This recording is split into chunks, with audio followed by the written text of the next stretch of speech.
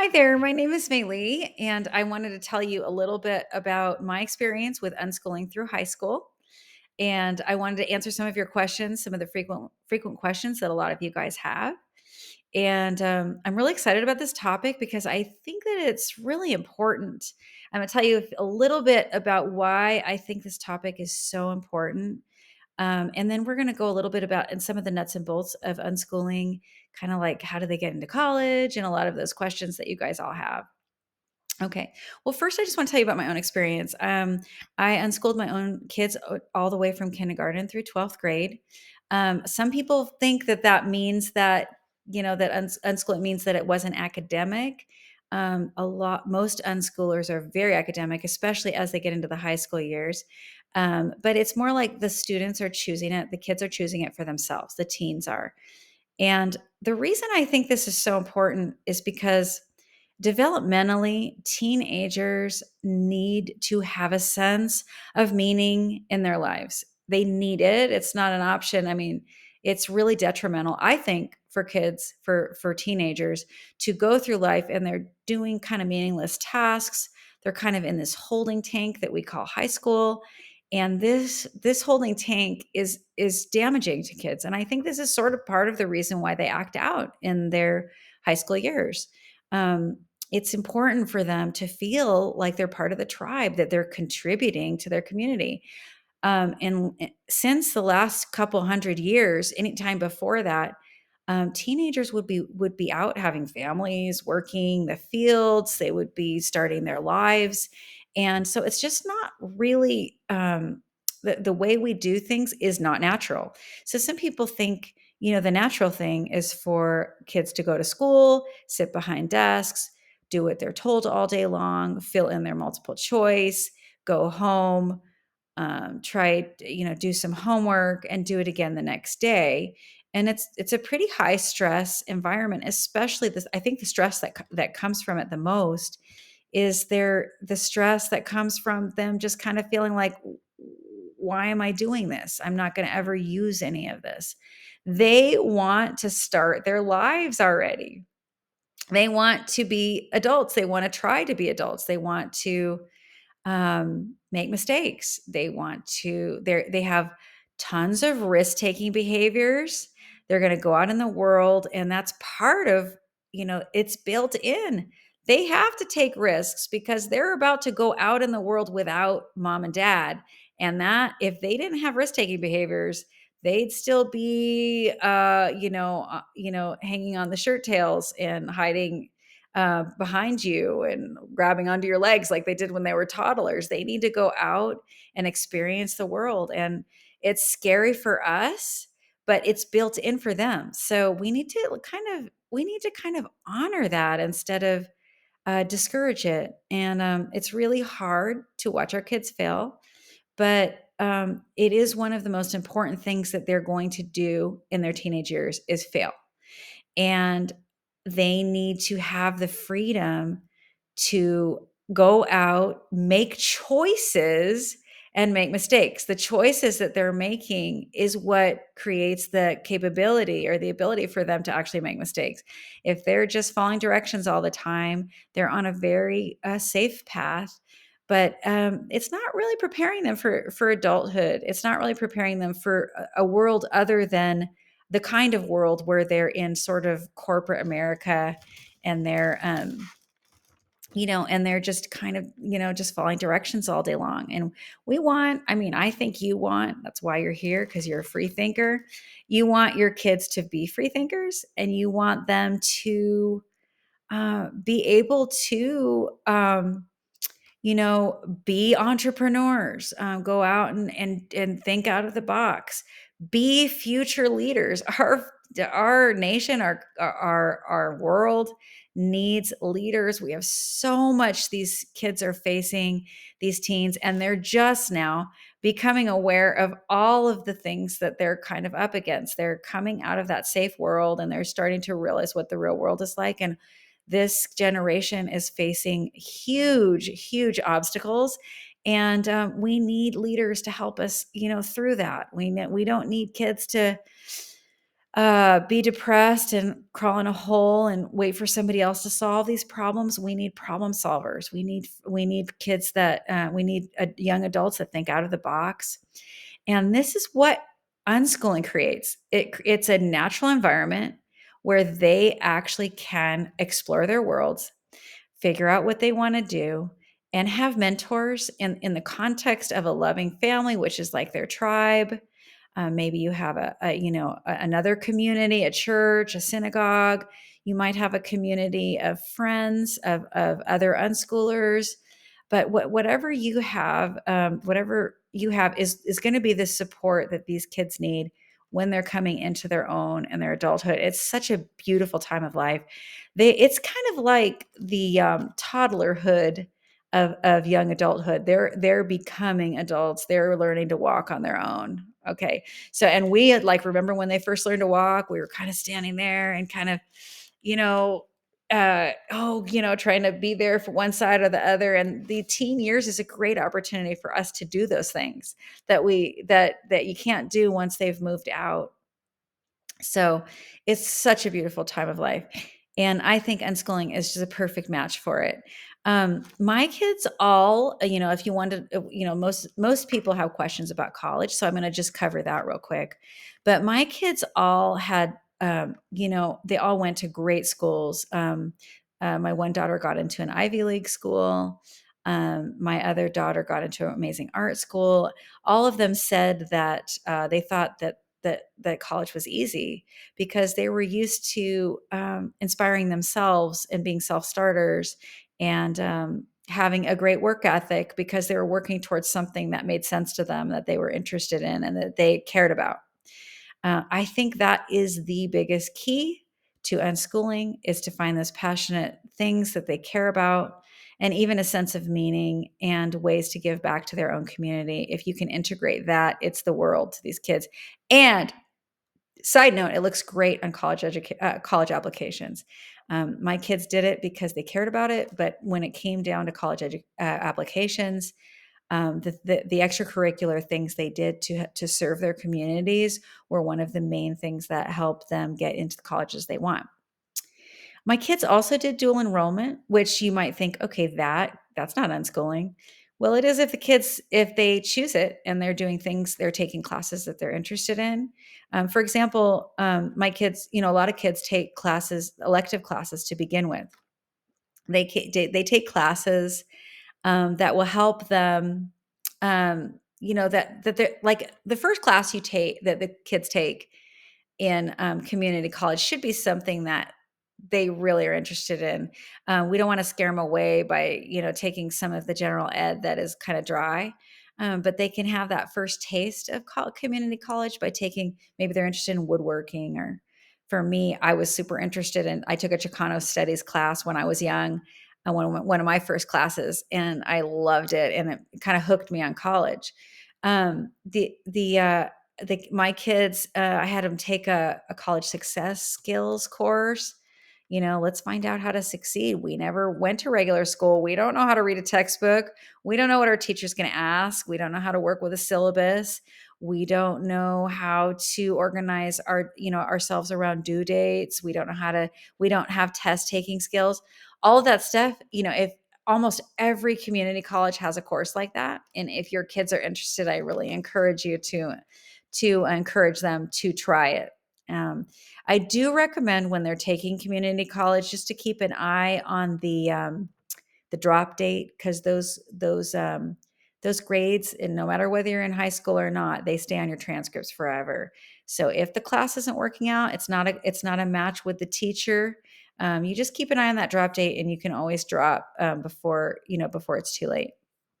So that, and there's internships.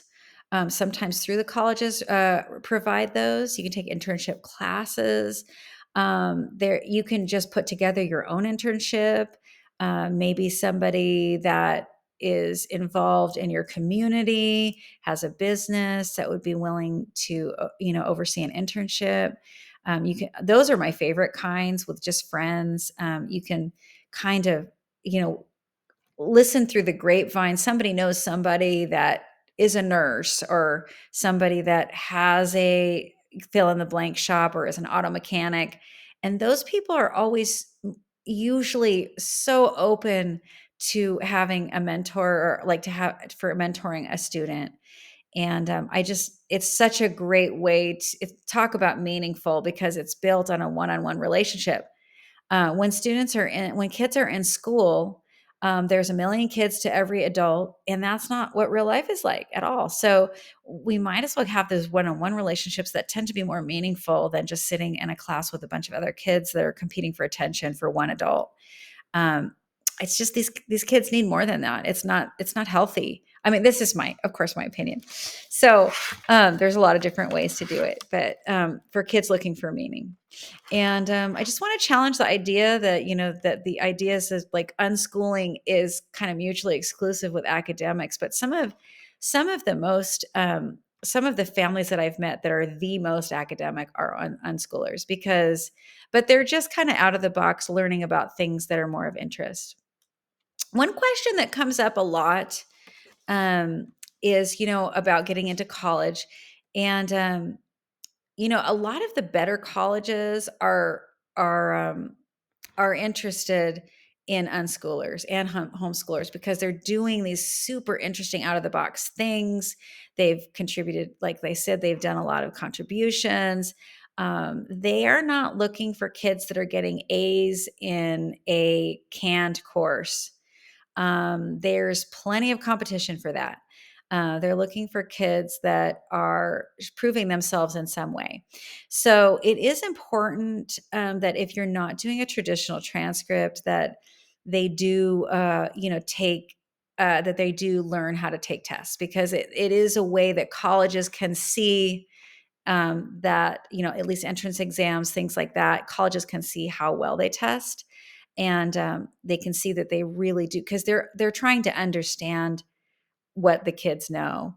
And so this is a real benefit for being in a charter school, especially one that has AG approval, because colleges are trying to figure out what your kids know. And if you're just if you're just homeschooling or unschooling your kids on your own, usually that'll be testing that will show the colleges, like, because they say you have on your transcript they took Shakespearean studies, okay, and they got an A in it. There's no way of the college to know, well, what's the frame of reference? How was this A assigned? What kind of coursework was it? So what A through G is, if you've ever heard that term before, it's a class. Those are courses that you want to make sure that are college prep. So college prep courses have been reviewed by the College Board to make sure, through the university system, usually the University of California system, to make sure that they are college prep. So they've been sort of like pre-vetted that this is a college prep course. Okay. So courses that, that you take through an A through G approved school, especially like a WASC accredited school, they know that they're approved, that they're college prep. And you can, that the college kind of has a frame of reference for, what was in this course. Okay. There are schools out there that allow you to use their course outlines. Suncoast Academy is one of them, but allow you to use course outlines to as a frame of reference for how to kind of springboard off of what would be in that course. So for example, say you look in a table of contents in a textbook and you say, well, this is a textbook that's recognized. This is a college prep textbook. If I work through this textbook or this curriculum, I can get, the college will understand that this is a college prep course. So what the charter schools sometimes do is they register with this. I'm using kind of more like common language, but they register with the UC system that we're using this college prep curriculum. Our school is using this college prep curriculum, and they get approved, like pre-approved. Okay. So if you get with a charter that's A through G approved, you can use their A through G curriculum that's been pre-approved, but they will give you a course outline of that curriculum. And you say, you know what? instead of these particular assignments, we're kind of covering the same material. I'm going to take a look at the outline and we're going to kind of cover it in our way. So we're switching out assignments basically. They do this a lot in regular school too, where you'll have an A through G curriculum, but the teacher has a lot of say whether how they're going to do it. Like they say, well, we're going to study this chapter, we're going to take this test at the end. Well, I think we're going to do it more fun. We're going to, make models of cells instead of taking that, taking that quiz at the end of the chapter. We're going to do it this way. We're going to do a presentation. We're doing oral presentation, do an oral report or an oral exam. There's just a lot of different ways you can cover it. And the UC system's pretty open about it, but you do have to stick with the outline that has been approved, okay, by that school. So if you're working with a charter like Suncoast, you can do that. And that is such a great way, I think, for schools to really kind of recognize what you're doing, that it is college prep. And the other way is to have your kids do a dual enrollment, because if your kids are doing well in a college course already, obviously that trumps college prep because you're in college. So if you're getting an A in a college class, that's better than getting an A in a college prep class, if that makes sense. So their dual enrollment's huge with unschoolers. A lot of the kids decide that they want to try college and they can do an online course to begin with. So, maybe you might be worried about the mixing. Maybe they're a little young. You don't want them to mix with college students quite yet. They can always do an online course. I just recommend, if you're trying to kind of protect them a little bit, you want to make sure, you want to take a look at the curriculum, make sure it's something that you think that your family would like. Some people have religious views or different kinds of approaches or things they don't really want. They don't think their kids are quite ready for certain things.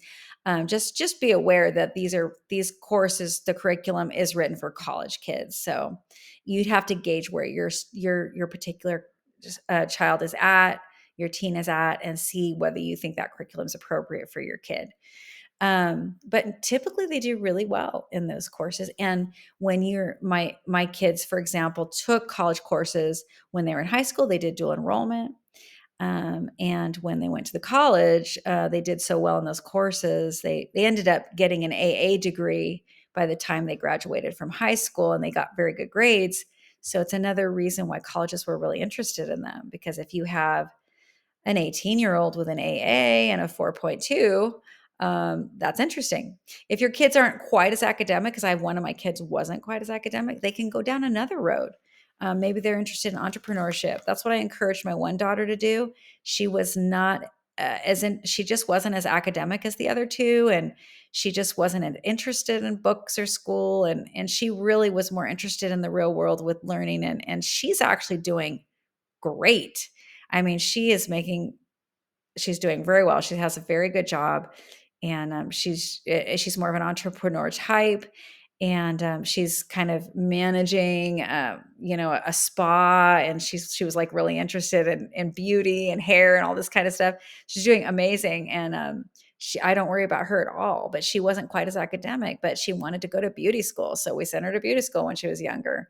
So she didn't quite take that same academic kind of course as my other kind of more academic kids did, but she had a learning disability, and so she just went down a different road. Every kid is different, and there's no right way. I mean, if the kids have found a way and they found their niche, that's what really matters. Every kid has a niche. It doesn't matter.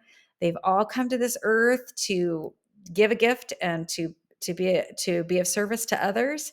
And when they find out that one area where they can really like thrive, that's when they really grow and they get so much, and their self-esteem blossoms, and it's beautiful to watch. Um, so as far as college prep, I mean, as far as college, that's how that works. Okay. I wanted to talk a little bit about motivation, because that's another one that a lot of people have questions about, how to motivate teens.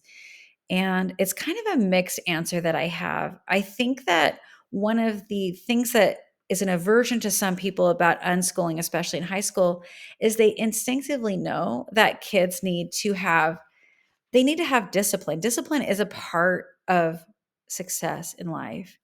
Okay, so sometimes people think unschooling means kids are lying around doing nothing and nobody's telling them, they need just like they need that discipline from the outside, where somebody's saying you have to do this or you have to do this or get up and and they probably do need that. But what we're really trying to encourage in unschoolers is we're trying to encourage kids to be self-motivated. And that's something that a lot of adults don't know how to do. I mean, they're used to being told what to do all day long. So, in order to get to the point where they are self-motivated, they have to go through a period of time where they kind of need to make sure that they know who they are. And they do a lot of reflecting, journaling, and they kind of detox from this telling me what to do kind of, and then they kind of start thinking about what it is that they're interested in. So I think that I had talked a little bit earlier about that, but I think that that's the key. And because we do worry that our kids are going to sort of stagnate if they don't have any structure. Different unschoolers have different comfort levels with structure. There's everything from, you know, they're on their own and they need to figure. I've seen that be successful too, where kids will go through a period of time where they get a little depressed and then they decide, you know what, I want to do this with my life. I want, and they kind of we all have that where we get kind of down and then we go, no, no, no, no, I'm going forward in this direction. And if we keep protecting them from that downside, then they're not always able to kind of springboard into their life the same way. Um, but there's also, for me, there's a comfort zone for me is that I like my version of it, like on the other side of it, I was a little bit more structured with my kids. And my rules were, I just said that, I did limit, this is all a comfort zone for you, whatever you feel like is right for your kids, because you're their parent and you know them and you have those instincts. For me, I felt like my kids, I had to tell, we had limitations on, on media, and I pretty strong limitations. In fact, in those days we didn't have um, as much of that. We didn't have social media, but we had limitations on TV, and they didn't have as many. The phone wasn't as interesting in those days, um, but I know that that's a huge thing too. And when they are filling their time with sort of like junk, I think of it like junk food. Um, instead of like nourishing food, like if we let them fill up on junk food, then sometimes maybe they'll learn that they don't like they may I don't want to eat junk food anymore. That's one way. And another way is for us to say, you're gonna we want to focus on the healthy stuff.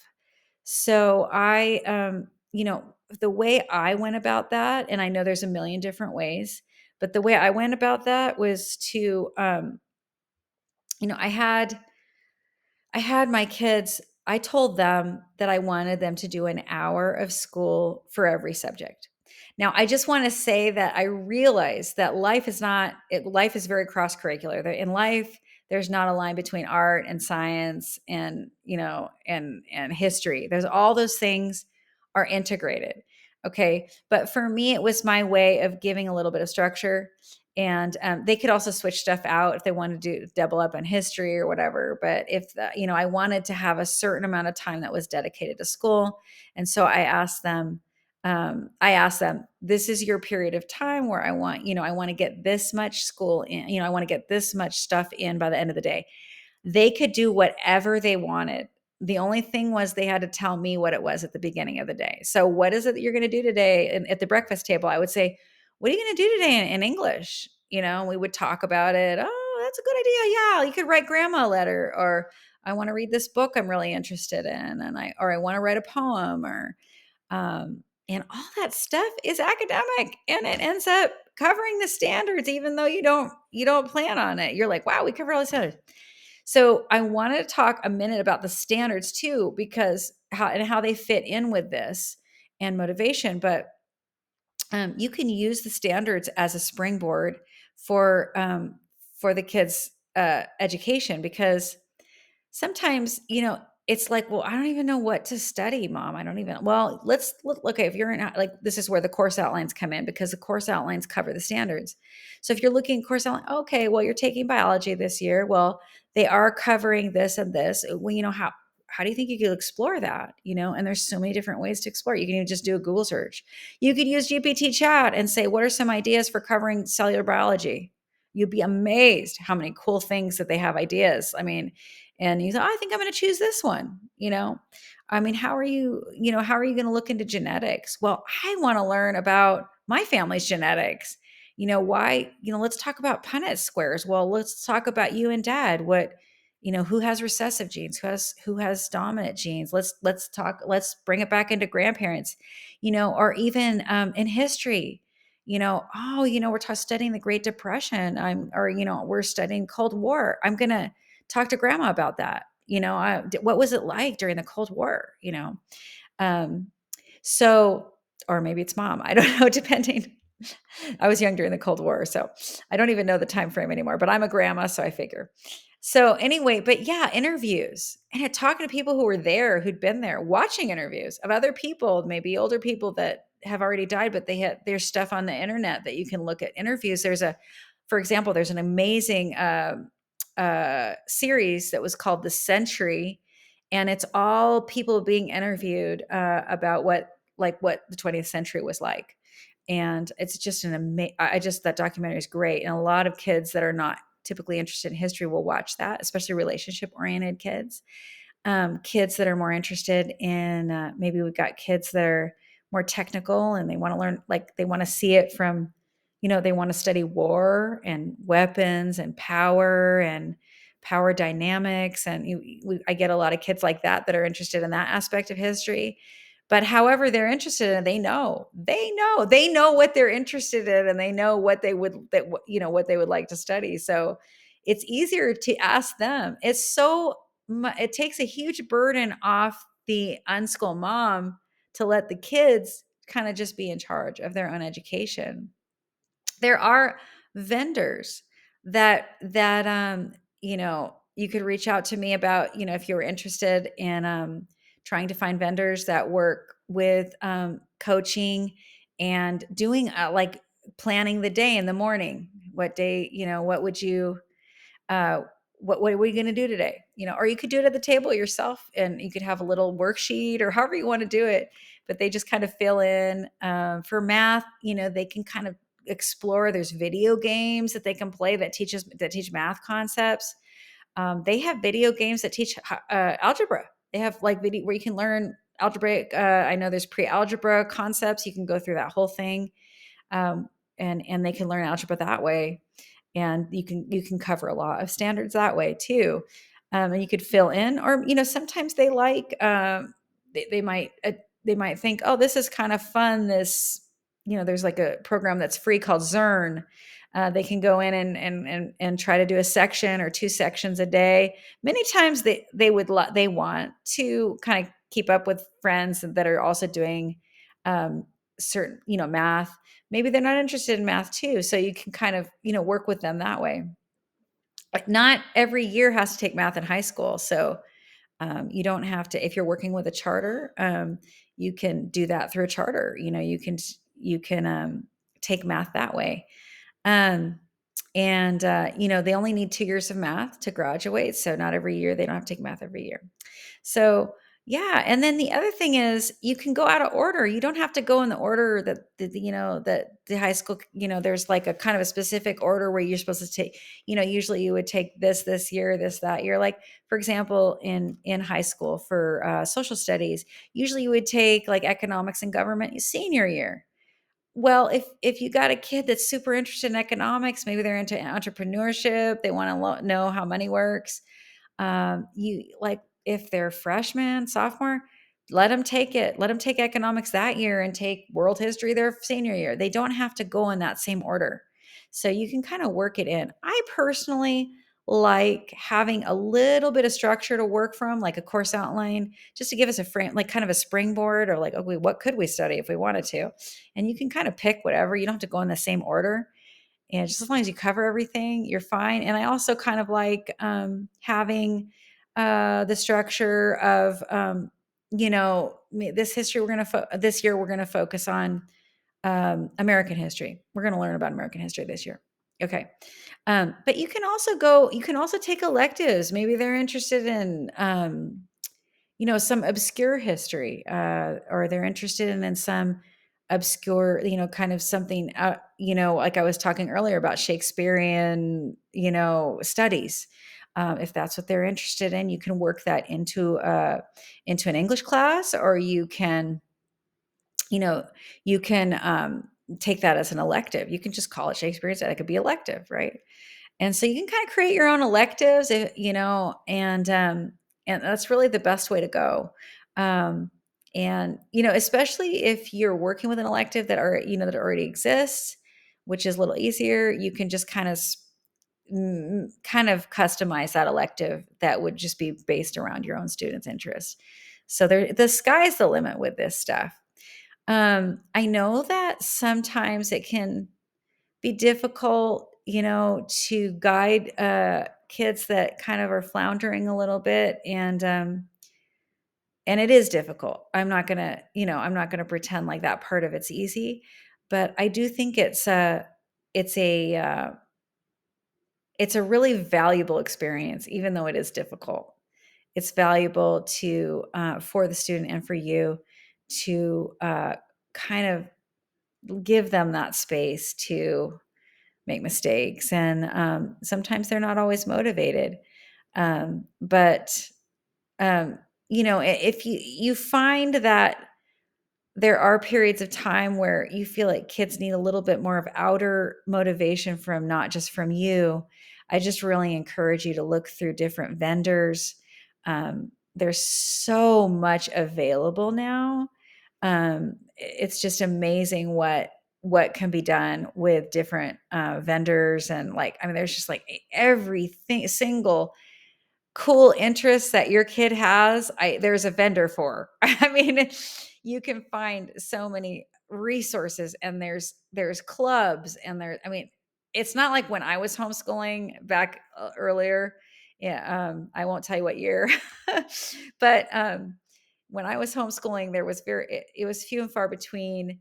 The resources that we had, it was not like it is now. I mean, it's just like you can go down any road, and you can create this life that is just inspiring for your teen. And if you combine it with social activities that are productive, volunteer work, mentorships, internships, I mean, it is it can be such a powerful experience that will really benefit kids long term, and not just in the short term. I'm going to look at my paper here for a second. Oh, I was going to talk a minute about self-paced. That's another thing that is amazing with unschooling, is that of course they're at their own pace. And I think we talked a little bit already about I wanted to talk about cross-curricular stuff. We used to have, when I was homeschooling, things called unit studies, which were such a cool way to unschool. But you kind of lob on to one uh, topic of interest, and you can take it in a lot of different directions at once. So, for example, if a student is interested, well, you're studying biology, maybe you're studying the microscope, you can go into history and talk about what was the historical significance of that invention, and who invented it, and what's their history, and what was going on at the time. And you can bring art in. What was going on when the microscope was invented? How did it, you could talk about, how this affected society, and different inventions, how they, there are a lot of inventions affect power dynamics and war, and there's just, it's, you can get so deep. We get so like hyper focused into checking things off.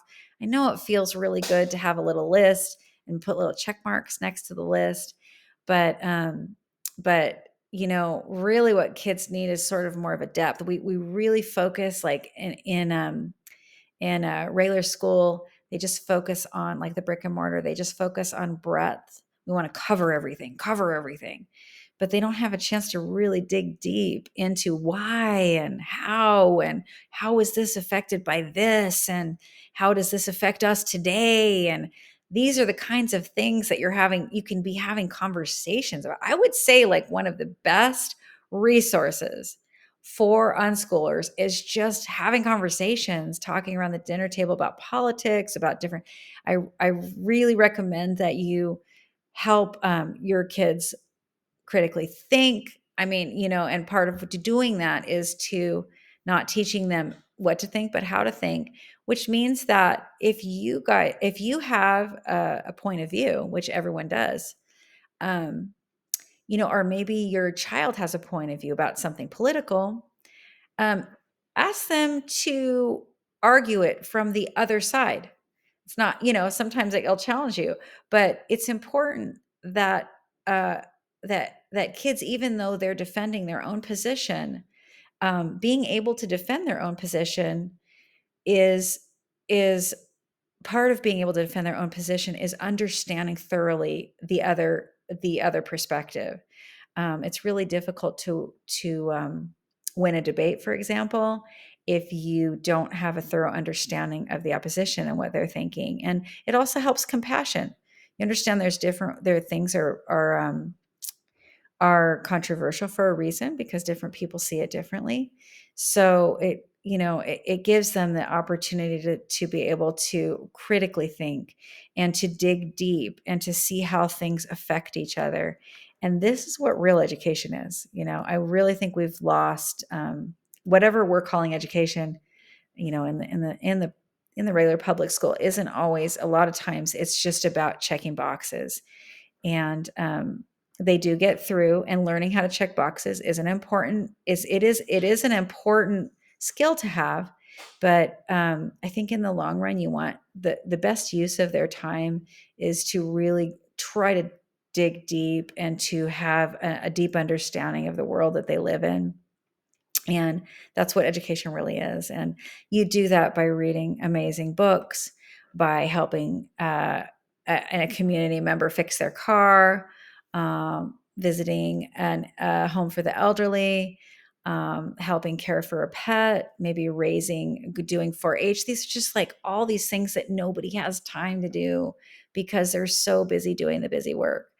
And you will be surprised when you start bringing those things into your life and you start looking at these course outlines, how many of them will appear there. Talking about genetics is such a, like, even with biology, like, or history, science, and, all this AI stuff that's going on.